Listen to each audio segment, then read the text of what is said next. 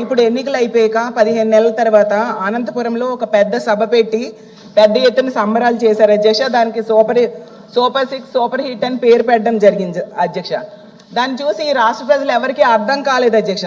అసలు super 6 super హిటా super ఫ్లాపా అర్థం కాని పరిస్థితుల్లో అందరూ ఆశ్చర్యపోయారు అధ్యక్ష.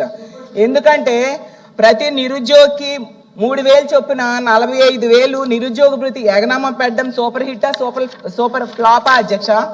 అలాగే 2 కోట్ల మంది మహిళలకు 22,500 ఎగనామం పెట్టడం హిట్టా ఫ్లాపా అధ్యక్ష.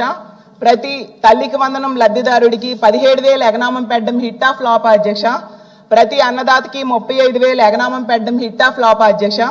55 లక్షల మందికి గ్యాస్ సిలిండర్లు ఎగనామం పెట్టడం హిట్టా ఫ్లాపా అధ్యక్ష. 11 రకాల ఆర్టీసీ బస్సులకు శ్రీ బస్సు పథకాన్ని ఎగనామం పెట్టడం హిట్టా ఫ్లాపా అధ్యక్ష.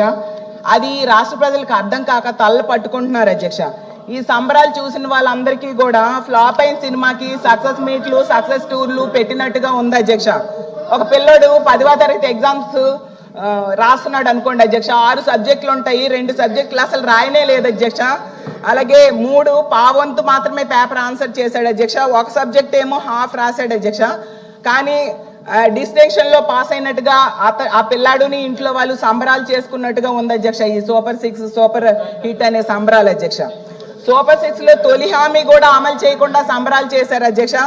2వ హామీని కూడా అమలు చేయకుండా సంబరాలు చేశారు అధ్యక్ష. ఏ ఒక్క హామీని కూడా పూర్తిగా అమలు చేయకుండా సంబరాలు చేశారు అధ్యక్ష. ఇవెక్కడ సంబరాలు, విడ్డూరం కాకపోతే అని రాష్ట్ర ప్రజలందరూ అనుకుంటూ ఉన్నారు అధ్యక్ష.